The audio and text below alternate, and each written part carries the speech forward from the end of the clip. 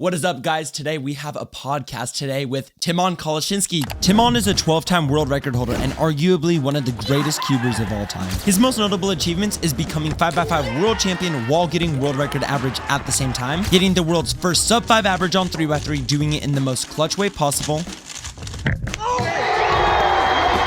and learning and adopting many high-level techniques like the ZB method and pseudo-slotting. In this podcast, we're going to be trying to predict the Nationals podium. It should be Max and Matty in the top two spots, but it's really hard to predict. I think if I had to guess, I would guess Max. Talk about if the ZB method is even worth it. Is ZB the best method? I mean, I think it's a categorical no. We also talk about when he plus 2'd out of his European record. I was really happy after that round because I felt like I showed some good improvement just with that average. Talk about if it's over for Tymon in 3x3. Theodore, 4.69 average. Was that expected? Before that comp, I took a look at his 3x3 results, and I think he's gonna get ER this weekend. Why is color neutrality dying? If you look at the top 5 in the world, 3 white-yellow solvers, 1 color neutral solver, and 1 that only does white. Why do all top cubers use exploding cubes? Why is everyone using exploding 3x3s? And at the end of the video, I ask him your questions from my community post. Favorite WCA event? Oh, it's hard. Make sure to watch till the end because we're doing a huge giveaway to thecubicle.com and CubingGG. Thank you for sponsoring this video. Now, enjoy this podcast. What is up, guys? Today we have a podcast today with Tymon Kolasiński. Tymon, welcome to the podcast. How are you doing today? Hi everyone, I'm good. How are you, Caden? I'm doing good as well. So my first question for you today, Tymon, is how has your recent competitions performances been? How have you felt about them?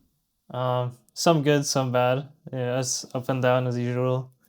I had one really good one in Poland against Theodore. Some good redemption after he beat me the month before.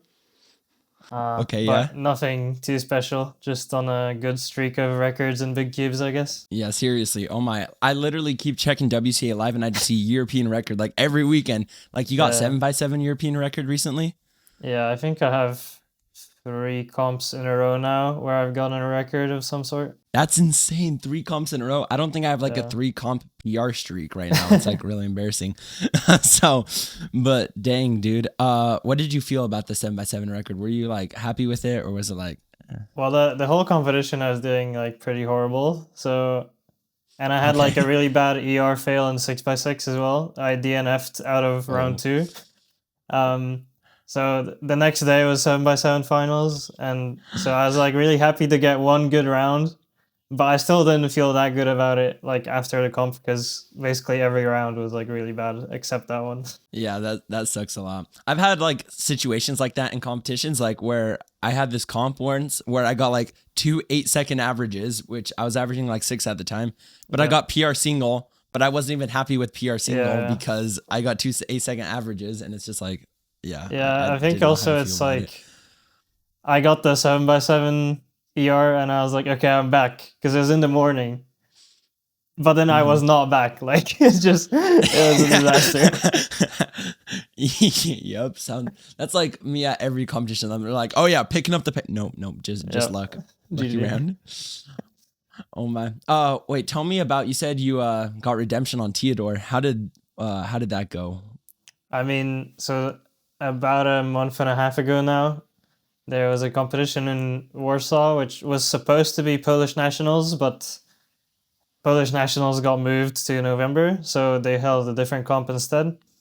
And I was like not in the best form, but I wasn't doing terrible. And then Theodore was crazy that weekend. Like he started in round 1 with like a 6.7 average, but then round 2 he just improved by 2 seconds and almost got ER average. He got 4.69 PR. That was that comp. Yeah, and then in the final he got like 5.10 or something. So yeah, he just went crazy. But then about a month later we had another comp in Poland, and I had ER BPA in round 1, and then like 2 low 5s in the other rounds. So it was okay. Was the ER BPA when you plus 2'd out of ER? Yeah. Oh no, I'm so sad. Okay, so I heard something from Dylan Miller, right, on the what was it? The Millisecond podcast. He said something about like you weren't even like that mad for +2 out of it. It just showed that you had the potential to get ER. Like I'm curious, like what's the Yeah, I thought think that's process kind of behind how that? I felt about it. Like, I was really happy after that round because, like, the first time in a while where I thought I actually could beat my ER from January. So it's Mm-hmm. like I felt like I showed some good improvement just with that average. And then the next 2 rounds, Okay. I didn't feel like I was doing that well, but it was still low fives, so that was also pretty good. Yeah. Okay, that makes sense. Yeah. Maybe I'm just not smart. Whenever I get something like I +2 in average out of PR, I'm just like mad the rest of the competition. So I mean, it kind of mindset, depends. obviously. Like, I also wasn't too mad about the +2 because it's just, you know, it happens sometimes. I didn't feel like Yeah. it was something where I like choked out of it or messed something up that I normally wouldn't. Like sometimes you just have a weird AUF after A perm and it just happens. Yeah. Yeah. If it was something where Seriously. it was like T perm and no AUF and I somehow +2'd it, I'd probably be a lot more mad after that. But it's just whatever. Yeah. Oh, okay. All right. That makes sense. That makes sense. And then also, I'm curious about Theodore, 4.69 average. Was that expected? Like, I did not expect that. So like before that comp, I took a look at his WCA profile and like his 3x3 results, and I think he's gonna get ER this weekend. And then I told like a bunch of What? people that I thought that, and they were like, "What are you talking about? There's no way." And then he almost did. What So the heck? I don't know how, but like just from looking at the results he was getting, I got a feeling that that would happen. But I don't think many people saw that. Dude, that's wild. Yeah, but he's still very up and down. Like some comps he does a lot better than others. I guess like everyone, but his peak is like insane. Because that comp where he got the 4.69, I remember I was racing him and I would do a solve first and then he would try to beat it. Like we would do that every time. And I got a 4 and then he got a better 4. And that happened 3 more times in a row. Like it was insane. Wait, what? Yeah. Dude, what? So that's crazy. Okay, because I've heard from people that he doesn't average like anywhere close to what he got in competition. I don't know if that's true or not. So I was mean, like, I don't think anyone averages interesting. what their PR is, right? But I mean, yeah. yeah. But like people are like, oh, he doesn't average like low 5, mid 5. He averages like high 5, low 6. I'm like, no way. There's just no way. I mean, yeah, but he averages like high 5 in competition if you look at like all his rounds. Yeah, it makes sense. So you're just saying it was pretty much expected. I think so. Okay, follow up to that. Do you think he will beat your ER or do you think you'll outrun him? I mean, if it stays where it is now, yeah, I'm sure. Like, there's no way that neither of us beat it. But I think it's like 50-50 between me and him for who beats it first. Wow, 50-50.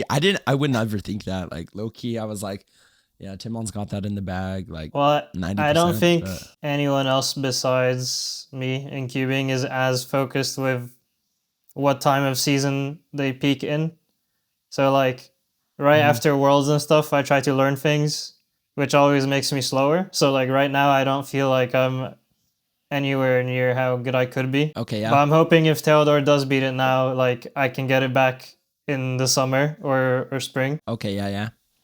Well, I we'll see. see. So, I like, mean, he's wintertime- insane. Yeah, bro. He's wild. So like wintertime's like grind season. Yeah, pretty much. I mean, it's kind of always grind season, but it's just a different type of grind. Always grind season. Love it. Yeah, no, I hung out with Chidor a little bit at Worlds and he's funny. Well, he doesn't speak any English. The only English he speaks is little bit. Caden.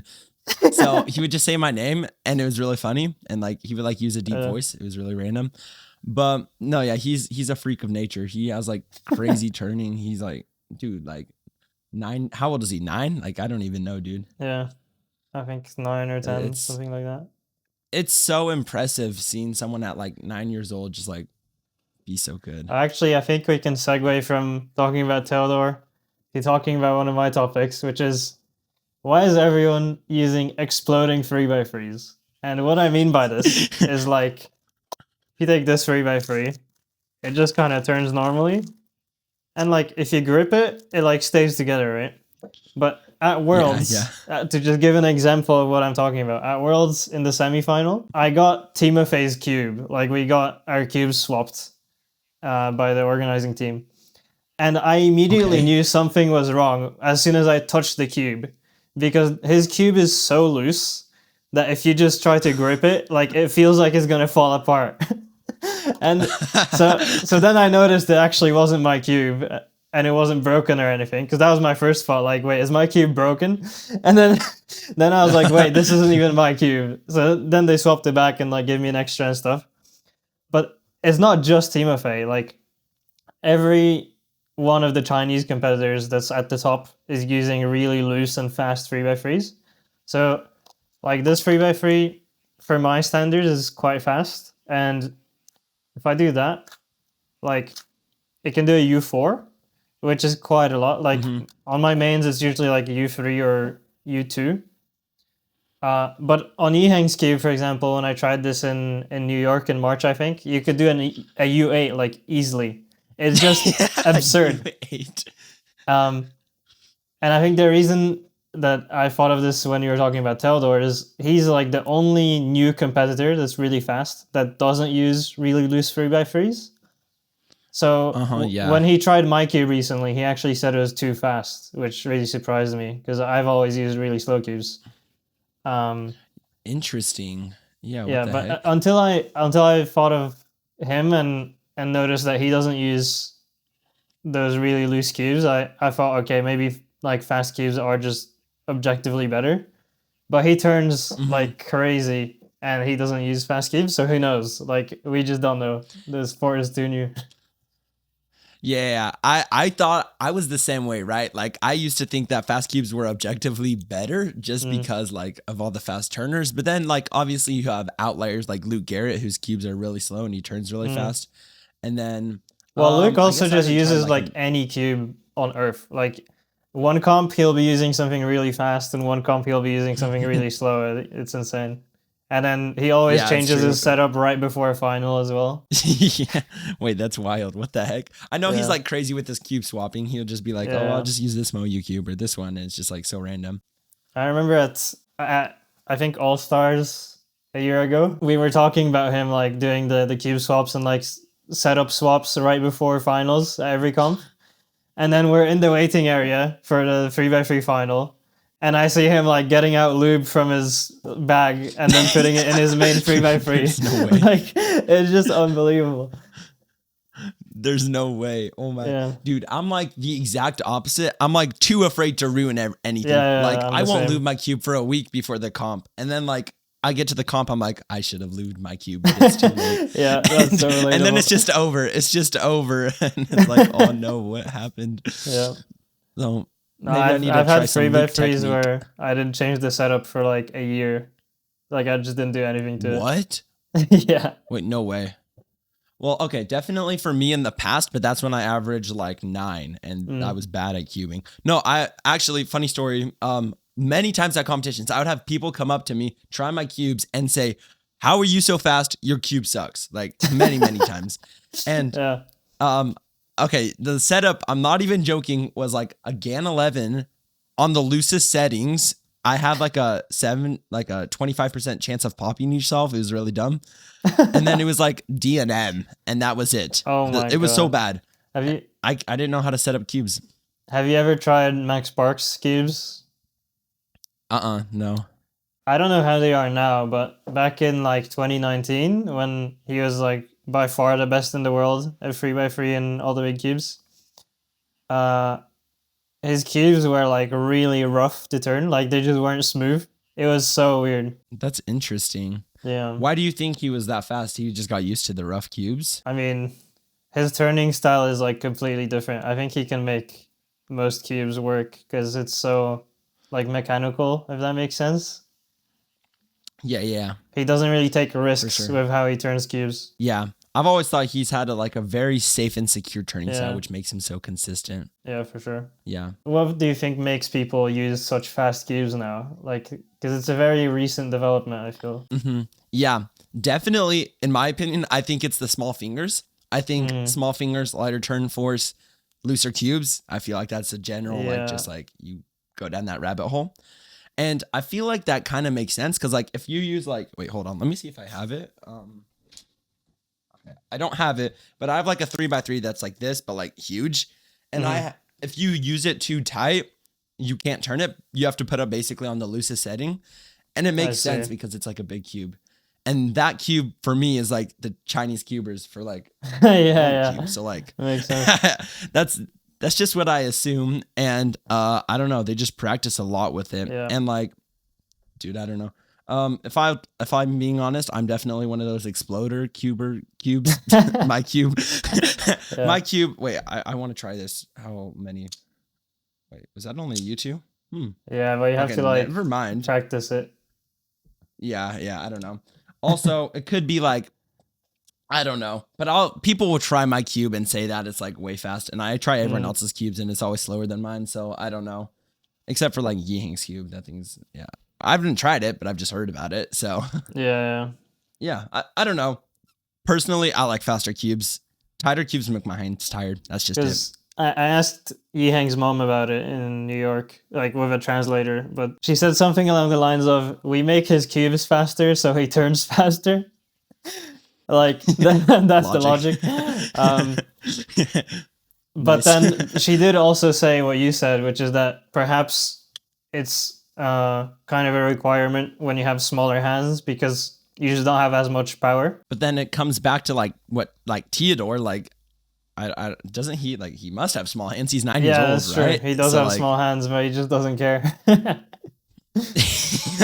So then, okay, now the next follow up is that like if you made his cubes looser, do you think he would be faster? I don't think so, because he like whenever he tries a cube that's faster, he really hates it, and he's said this thing that I've struggled with a lot, but most people don't really notice it because you only notice it when you're really good and you cube a lot. He said at comps to me like, "Oh, I can't use this cube because the lube will break in and then it'll get faster and it'll be too fast." Because when you have like angstrom gravitas and stuff like that in the cube, if you use it a lot, it starts to speed up. And then if you leave it for like a day, then it slows back down, right? But I think most people like don't even cube enough to really notice that too much. And of course you notice it more when your turning is a lot better. So yeah, but that was really interesting to me that someone that is that young and has such small hands wants the cube to be like really slow and is like avoiding it getting fast. I think it's cool that he notices that difference, right? Because like, so I also use angstrom. I use the angstrom setup on my cube, and I experienced the same thing, right? The thing I say about it being super fast is because I use RS3 and V5, and I take the stock settings, loosen it a full screw depth on every side, and then that's my cube with angstrom. And like, so if you don't add angstrom, it's gonna be like probably U16s or something dumb. So I add it to like add more control to it. But I see, because when you get it out of the box, it's really, really slow. You have to like break it in to speed it back up. All right. I got a topic next. So Nats is coming up this weekend in like 2 days. I'm excited for it. I'll be watching the stream. What do you think? What's your podium prediction for Nats? I mean, it should be Max and Matty in the top 2 spots, but it's really hard to predict which will win. Like, Max has a better track record under pressure over like the last decade, but at Worlds this year, Matty did like basically crush him. Max had a pretty bad performance in 3x3. So who knows? But then on the other hand, like, we've definitely seen that after Worlds, Max has been absolutely grinding. Like, he's just going crazy. On big cubes, he's been getting world records, but on 3x3, you can definitely see a bit of an improvement in his results as well. So I think if I had to guess, I would guess Max first, Matty second. And then third is so many just people so random. It could be anybody. I think, I don't even know, like maybe Luke Greaser, because he got third last year at NAC. Pretty good chance. So he actually beat Matty there. So like for the Americans, he got second. Yeah, like Luke Greaser or Dylan Miller, they're like the top 2 favorites for that. But there are actually just so many people. you still got Garrett on the board, so like. Oh yeah, true. I forget. Yeah, so like, dude, yeah, I don't know. It's such a toss-up. And like Brian Johnson Doesn't matter. recently got a low 5 average, I think. Yeah, I know. And then Yeah. Caleb Chen had a pretty good performance at Western Championships, I'm pretty sure. What did he get? I don't remember if he got first or second. He got like a mid 5 average. Maybe I'm lying. I would like to say mid 5, maybe high 5 average. And like to clutch it too. And he's sadly had a record of not great pressure moments. He has like one he good didn't make average, semis at and Worlds. then the rest haven't been great. He like struggles to get his peak times. Yeah, so he got like a 5 average, and I don't remember if he beat Max or barely lost to Max, but just that is like pretty good to like get a 5 average in finals for him. So yeah, I don't know. Wait, when was that? I would like to say it was post Worlds. I couldn't tell you, maybe August, September, somewhere around there. Yeah, so I was thinking about this the other day, and I was thinking, all right, I think Matty's gonna win, but if I had to put $100 on someone, and I like didn't want to lose my money, Max is just so consistent, and yes, I think Matty is faster. I think he's definitely faster at home. Just doesn't have that track record, I guess, and like I don't know. Well, it's also like I don't want to lose my $100. Matty has gone with the strategy of using the exploding cubes, so like knowing that makes me believe even less in the possibility of him winning. But I don't know, because the thing is, I've always thought if you use a really loose cube, like how are you gonna do that officially, right? When your hands are shaking, there's no way. But then you see Yihang's performance at Worlds Finals, and you can see his hands are like a microwave, like it's crazy. And then he just gets a 3 anyway. Like, it's absurd. So maybe it doesn't matter. Who knows? Hands are a microwave, crazy. Yeah, I don't know. Maybe it doesn't matter. Well, it's funny that you mentioned that because at Worlds I tried Matty's cube and I hated it. Well, I mean, it's also that I don't work well with GAN cubes. I don't know, but like I thought it was way too tight. But maybe he switched to exploding cubes post Worlds. I don't know. Interesting. So I didn't like it, but yeah. So I think I go Max for first, but I want to see Matty win. Like I think it's a toss up, but like yeah, I don't want to lose my $100, so we'll go Max, and then we'll go Matty, and then like again toss up literally anybody. Like dude, you got Brian Johnson, Greiser, Garrett, Dylan Miller, Caleb Chen. Who else? You could see like Ryan Pilot just pull out a random like average and top 3 podium. What the heck? Dude, just gets world record single in the final. Yeah, no, like literally, I know, like 27 move solution, bro. It would be crazy. Yeah, you know, we'll just go. We'll go. I would love to see just Brian Johnson just pull out a crazy performance. Yeah, you know, I don't know why. I'm feeling it. If not him, I guess my third place pick. We'll go Dylan Miller. I don't know why. I feel like Dylan is like Max, but for third. Like he's the safest of the not safe bets. Yeah, no, I agree too. I definitely think like Luke Greiser could pull out a good performance, or Luke Garrett, just inconsistent, you know. Yeah, I mean, Luke Greiser had like a really bad performance in Monkey League qualifiers. Like, yeah, I've never seen anything like that. I watched the video. Yeah, I was watching the video and I could just feel the pain. Like, yeah, I felt so bad when just watching it. So that doesn't inspire like confidence for All Stars, but who knows? Maybe he just doesn't like have the same vibe when competing online. Because I did notice when doing the first match of Monkey League this season, it is kind of hard to get used to. Like all of a sudden you're just at home, but you're competing. Like it's such a different vibe. It's weird. Yeah, for sure. Yeah, I'll be honest. This might be bad, but I had more confidence in Greiser before that Monkey League qualifier. Like, I think I had him at third, but just because of that, I dropped him down. I would love to see him get third. Like, I'm not saying that. I just think that Dylan Miller's he's been super, consistent, as you said. Yeah. The Max Park of third place. But Luke Greiser, like, he definitely has that quality that I think I have as well, where he like peaks at majors for some reason. Like, I mean, with me, I can see it's at least partly because of how I practice with like the learning and stuff. But it is also definitely a mental thing where some people just do better when it matters more. Like, I don't know. And Yeah. I feel like Luke does, like, quite often he does really poorly at like small competitions.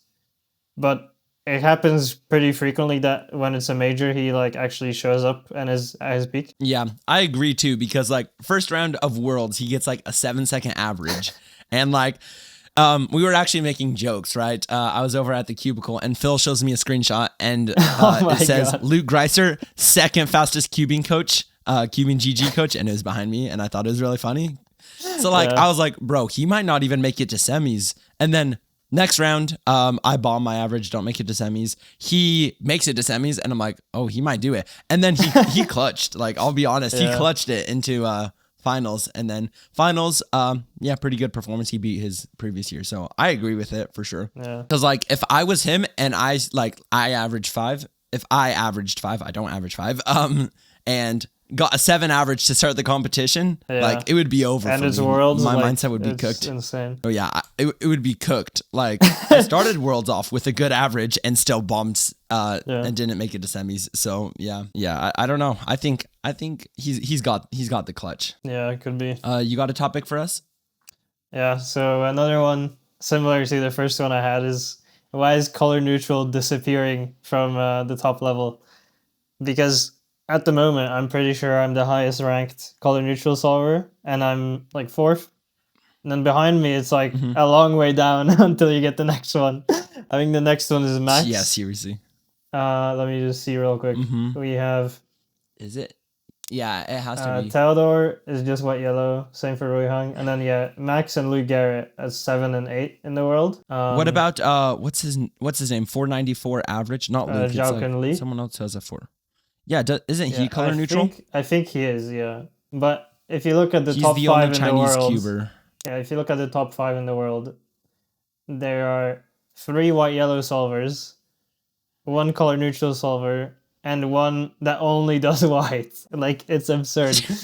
Like, bro, like, okay, like I remember hearing about back in the day. Was it Philip who did white only, or was it I Sebastian? think Philip Vire, yeah.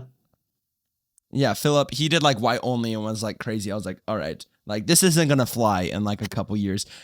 And then now we got number 3 in the world who's white only, and it doesn't make any sense. And he's still able to play in like 2 to 3 And pairs I think on the white Lucas only. Etter also did white only.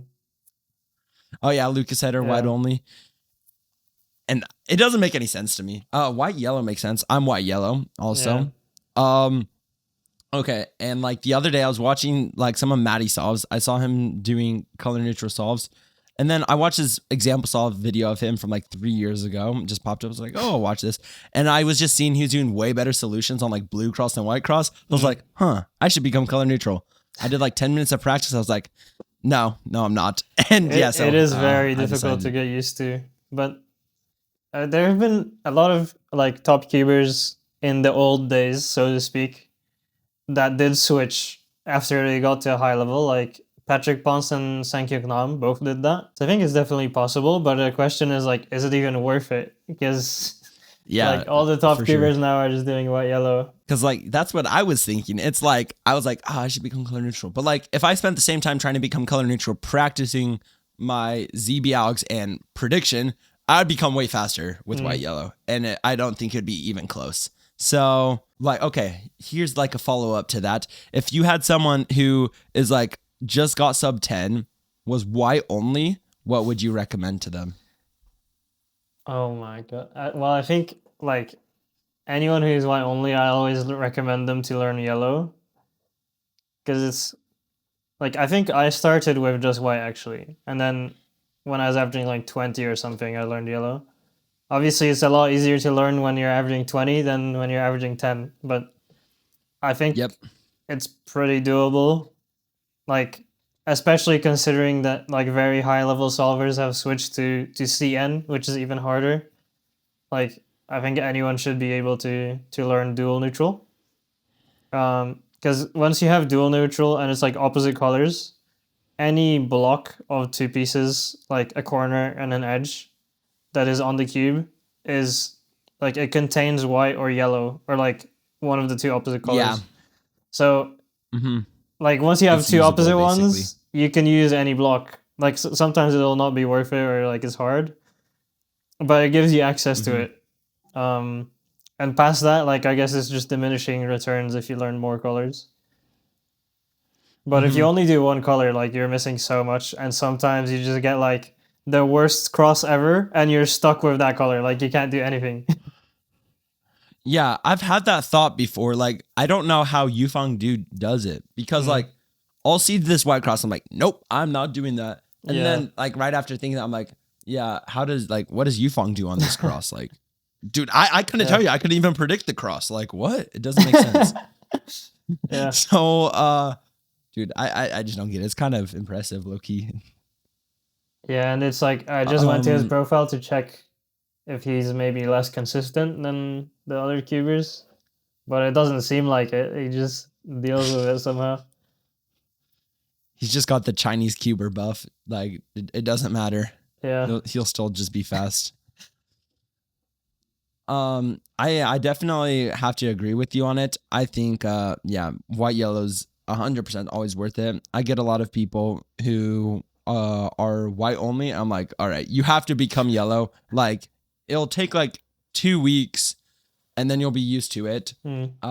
Yes, you could do other things, but like, this is the most important thing. It's like, you're like, when you're building a house, right? You're building a foundation on top of each other. You want to start with like, you can do 2 cross colors. Because if you can't do that, then like, I think your house isn't standing. Unless if you're a Yufeng do. I can imagine that it is like a lot more difficult to learn to switch between them than like learn them separately.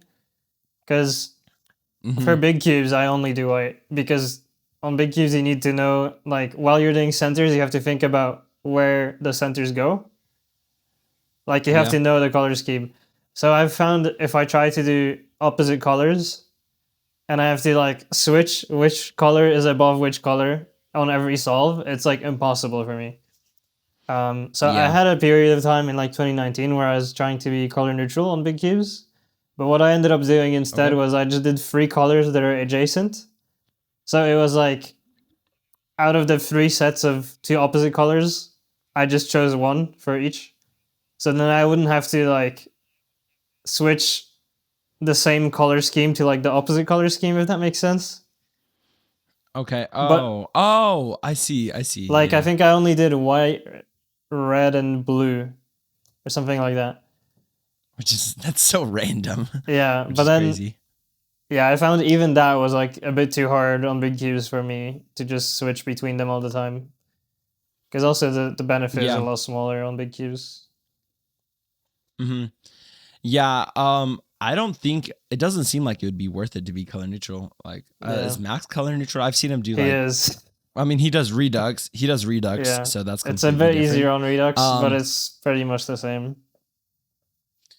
Yeah, I don't know. I don't think it would be worth it, but I mean, I don't do big cubes, so I don't know. Just from watching people solve, I don't know. I don't think it's worth it. Overall, color neutrality, in my opinion, I don't think it's worth it anymore. I guess if you have like a 30-second or no. If you're teaching someone the cube, right? Maybe it's worth it. Yeah. But I think once you're past like sub. So 15, what about people 10? Who are color neutral, like at a top level? So like me and Max, for example, and Luke Garrett. Do you think we should switch to white and yellow? Okay, that's also another thought. Okay, so I've heard this from someone. It's there's an idea that white and yellow like is slightly better. Like maybe it's not actually, but like some people have slightly better recognition for white and yellow, even if they're color neutral. Well, definitely me and Max like do those two more, and I think we both are a bit faster on them. But then it's like hard to measure because it's like when I do the other colors, it's usually because they're really good scrambles for that color. So then I'm actually faster on those, but only because I'm like cherry picking the scrambles. Scrambles, yeah. Yeah.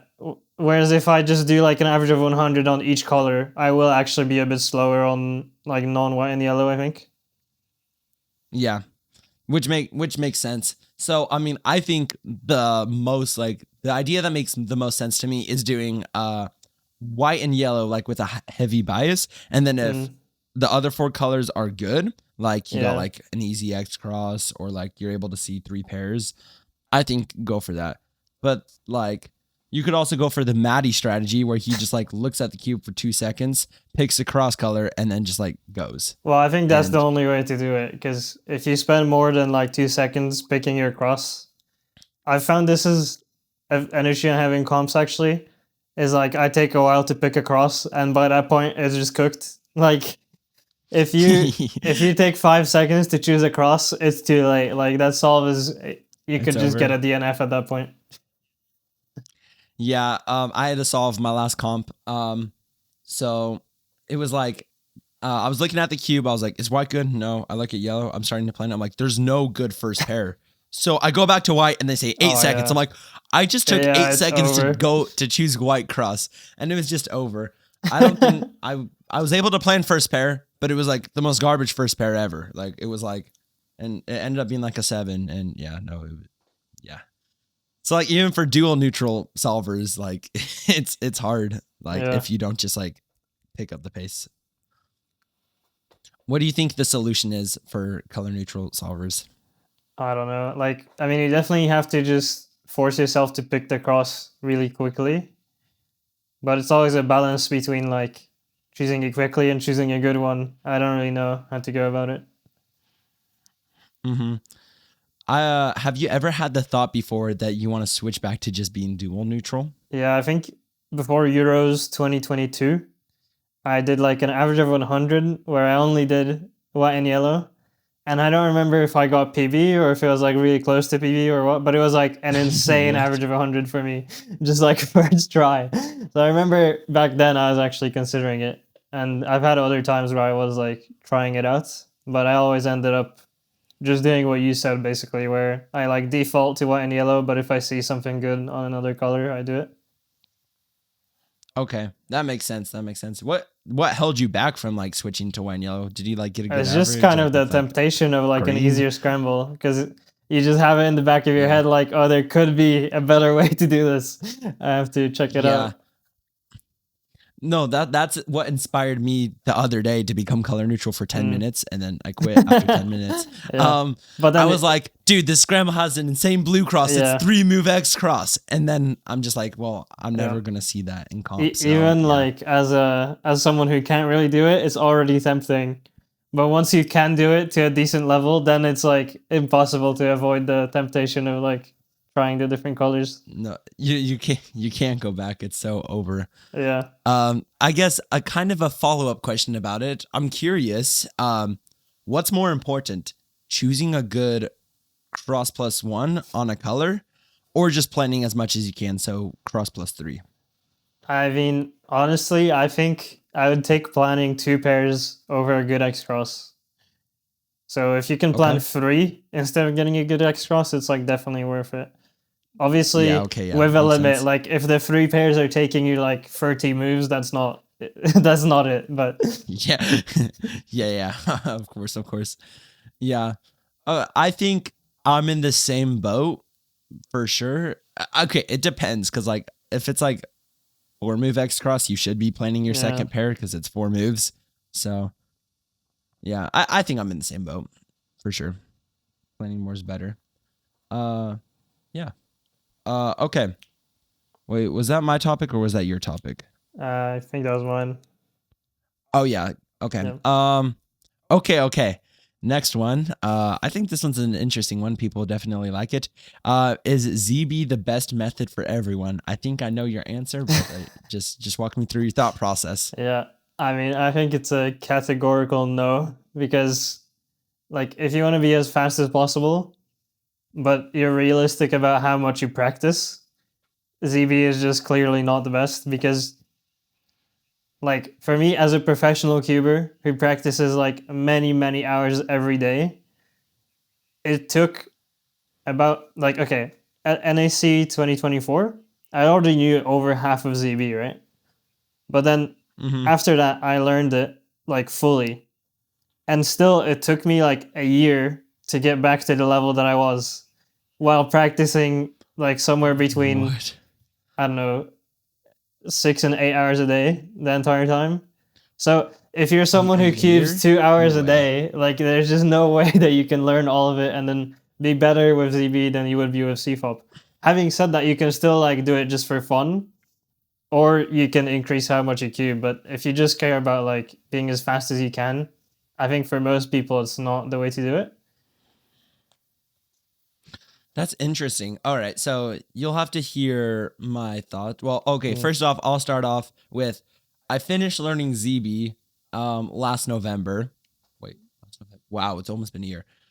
I quit because I had a comp and I absolutely bombed it because I'm not joking. It wasn't last November, it was last December. I learned it and like a week later I had a comp. I don't know what I was thinking. I was like, oh, this is going to be a great idea.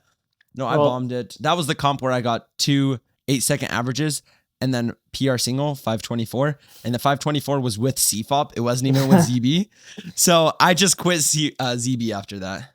I think my first comp using ZB was like a month after I got back from China in 2024. Or something like that. It was in London and Felix was there as well. And I got like a 4.7 average in the first round with it. Yeah. It was so ridiculous. I remember that. I was very impressed. I was like, what? Yeah. I guess Tim wants But to I think speak I out. was just What the like heck? lucky or something. I don't know. Because I mean, I wasn't like at the same level I was the month before, obviously. It was just like one good average. And then Yeah. like Worlds a year after NAC, I was basically at the same kind of level as NAC. So Okay, that makes sense.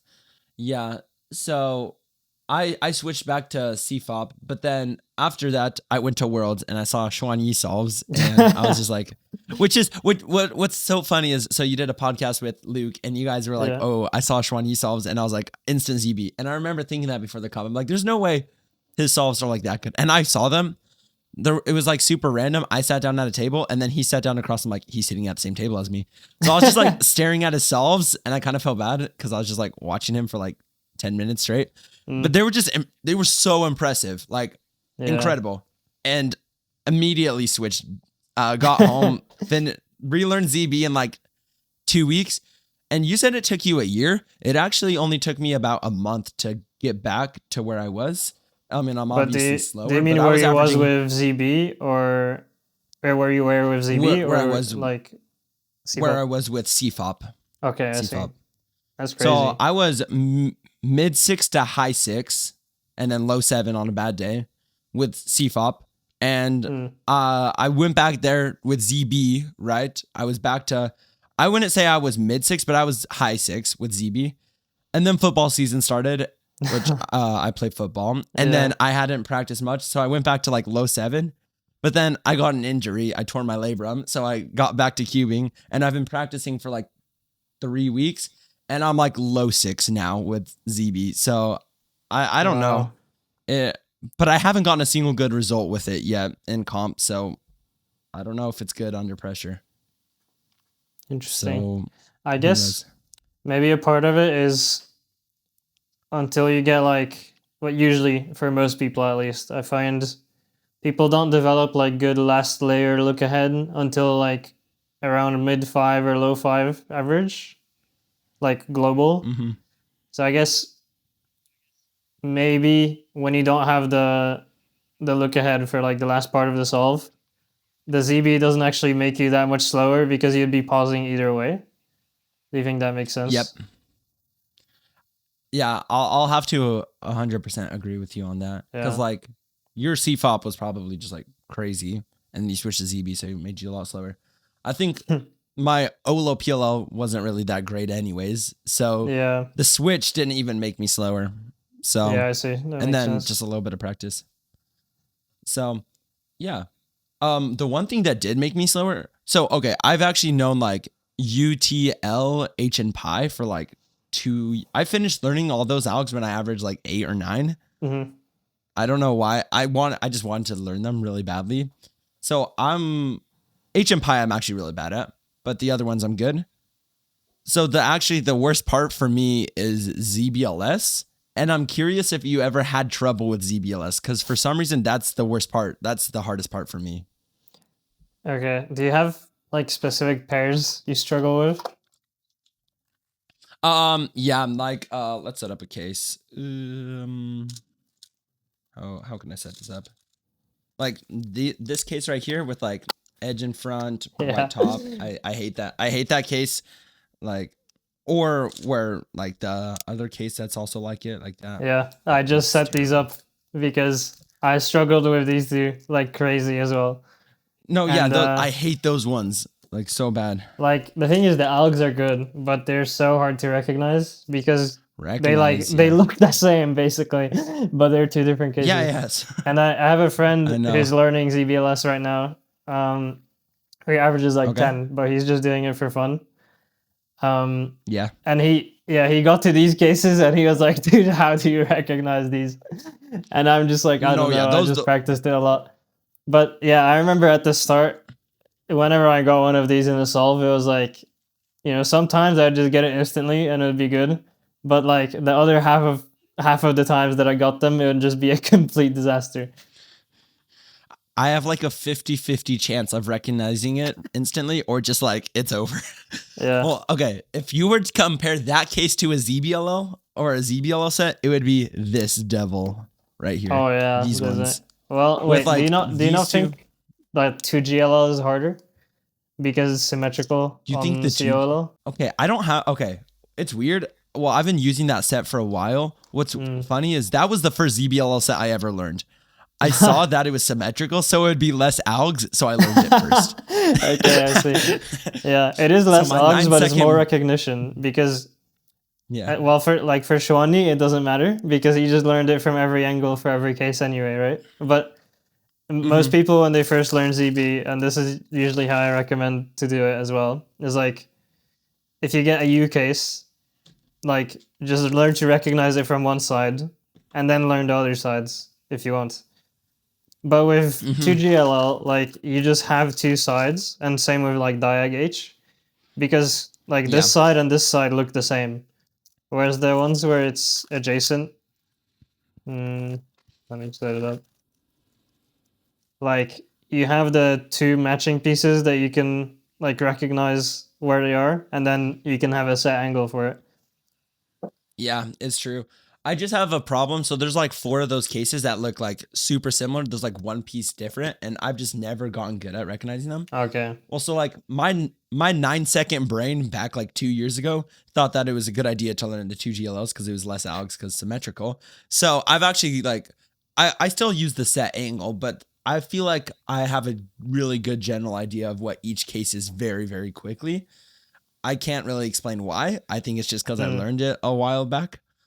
Yeah, I don't know. I don't really have. I find that the cases I learned like years ago, so like U and T, I know really, really well. And like when I started learning any angle recognition, like kind of the way Shwani does it, but not exactly. Like I have some small differences.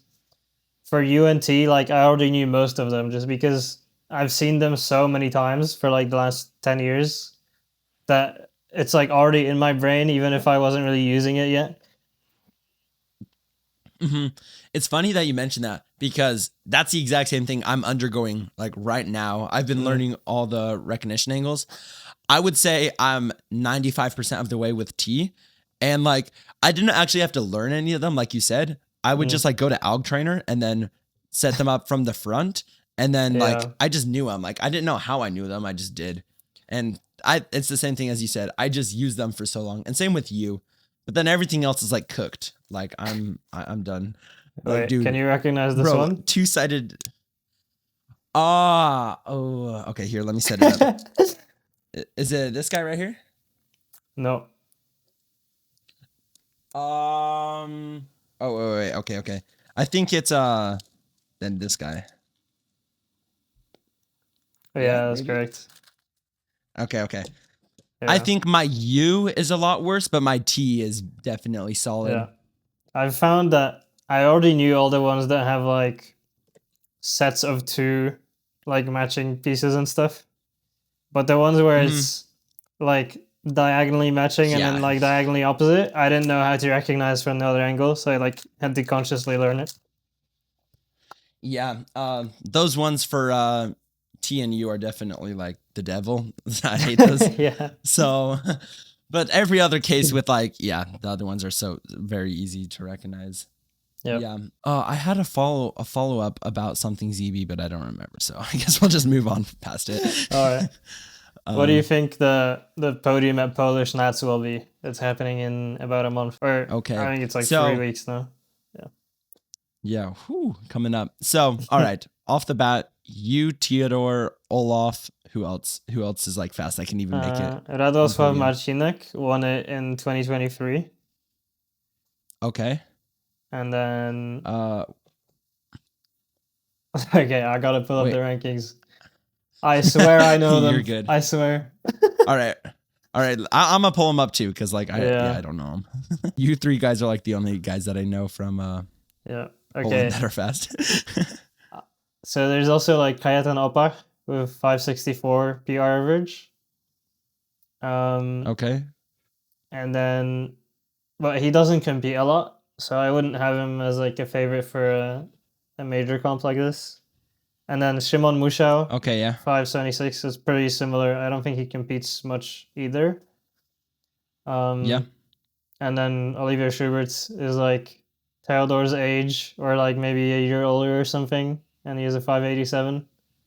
So those are like the main people.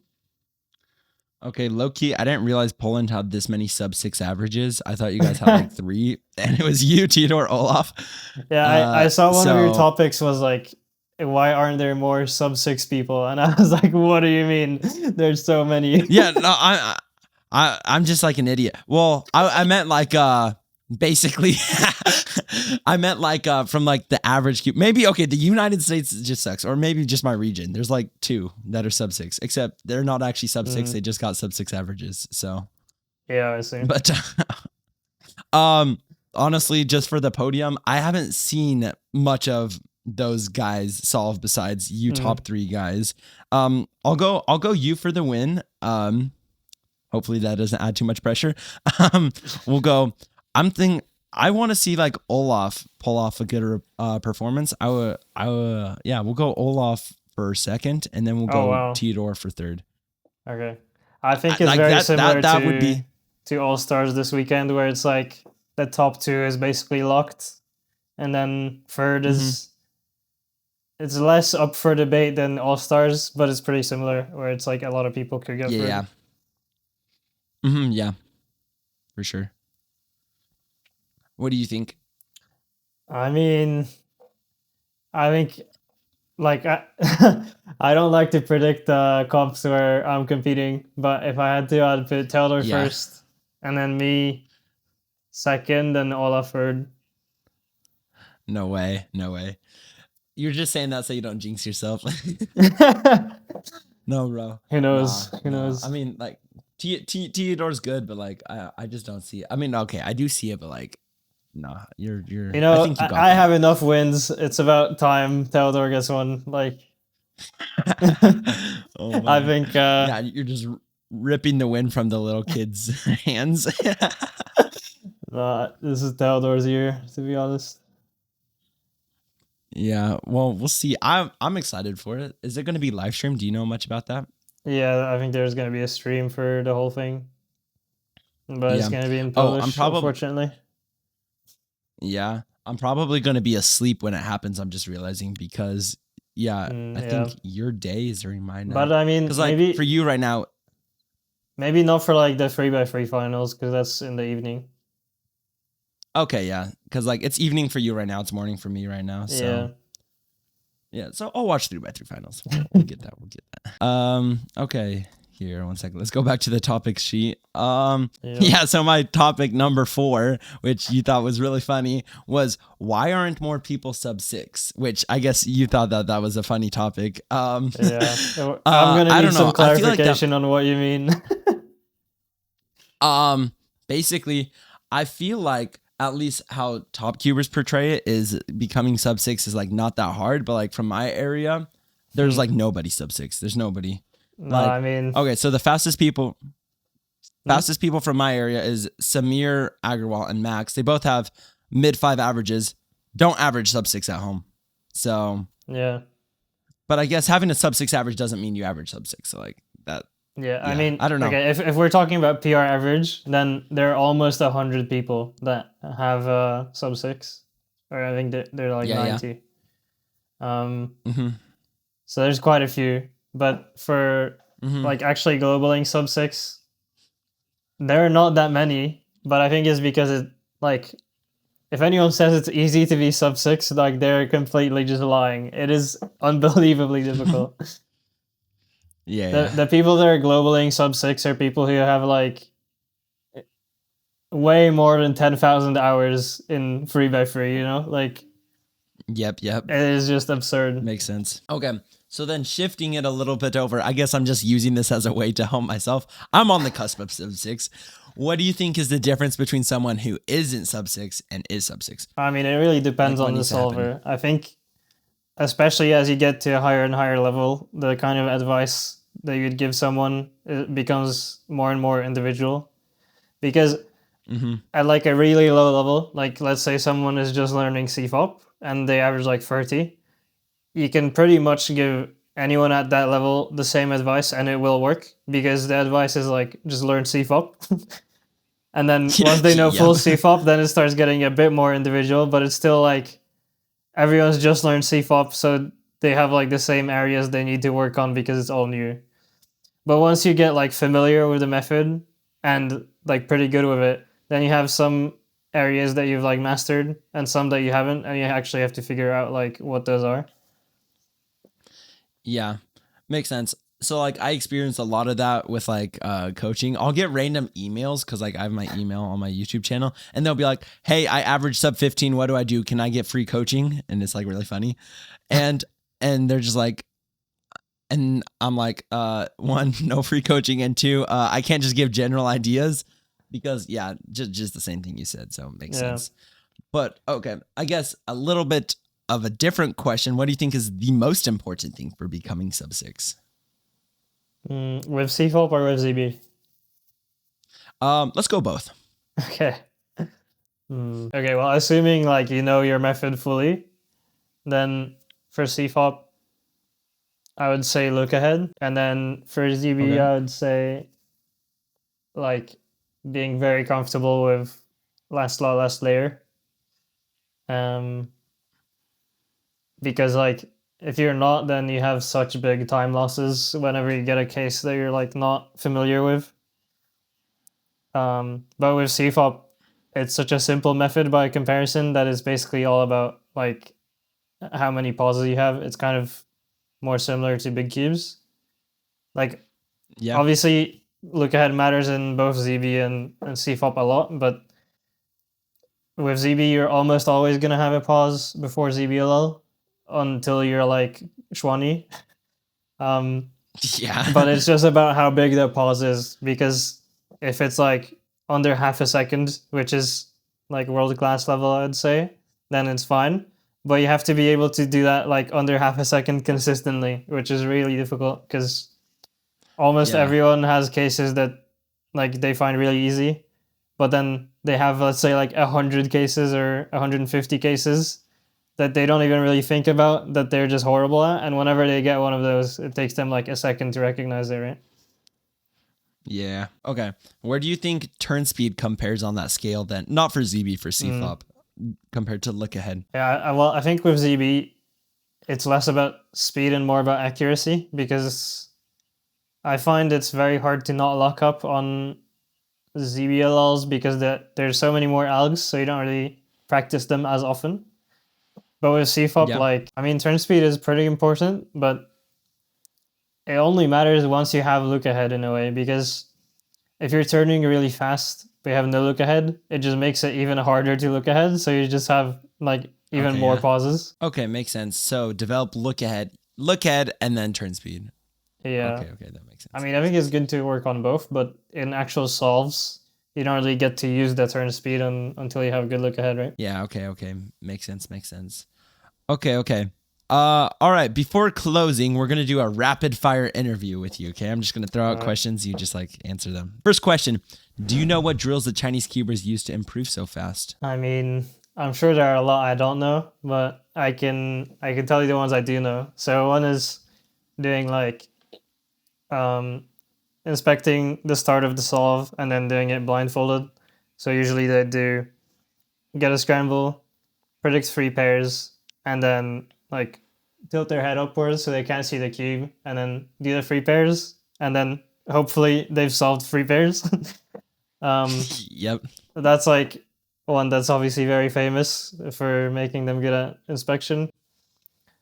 I know, at least in the like academy that Ehang is in, they do like time attacks a lot. So PLL time attack, and I think they do OLL time attack as well. To try to improve their turning speed.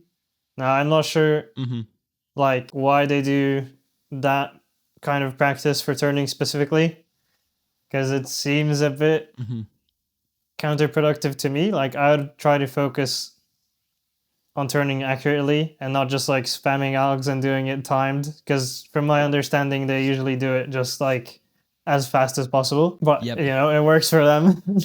So yeah, maybe that's why they have 15 TPS and not you. Just kidding. Yeah. Those are the 2 main drills that I know of. Like they obviously do a lot of solves as well, but it's hard to say. And obviously Schwani does like ZBLL drilling a lot to get his recognition solid. Yeah. Okay, makes sense. All right, question 2. Favorite WCA event? Oh, it's hard. I think 5x5, but it's very close to 3x3. All right, 5x5. Which record of yours has a huge potential to be beaten soon? I mean, I think just both the 3x3 ERs, like 366, I think it is, 367, I'm not even sure, for single, and then 467 average. Yeah. Those are both quite outdated, I'd say, especially the single. Okay, yeah. Oh, wait, just follow up with that. How soon do you think it'll be beaten? I think the single is hard to say, but the average, I think, by the end of the year. Okay. Yeah. All right. I'm excited to see. All right. Next one. Pancakes or waffles? Pancakes. And then last one. How to become sub 5 on 3x3, which we already covered this. So by the way, all these questions were from my comment section. I made a post. I said, if you could ask Tymon Kolasiński any question, what would it be? So this kind of we already covered, but like with sub 6, just give like what do you think is most important? I think most important is learn Chinese and then ask Schwani. Good answer. He knows the answer, not me. Great answer. All right. Okay. And then last question. What's your opinion on Updog? Nah, you're not getting me. All right, Tymon, thank you so much for coming on the podcast. I really enjoyed talking a lot, and I hope you did too. I enjoy this as well. Thanks for having me. Yeah, of course. It was a fun time. Good luck at Polish Nationals, and you're going to come out with the win. I know it. I feel it. We'll see. All right. Yeah, thank you, Tymon. See you later. Yeah, see ya.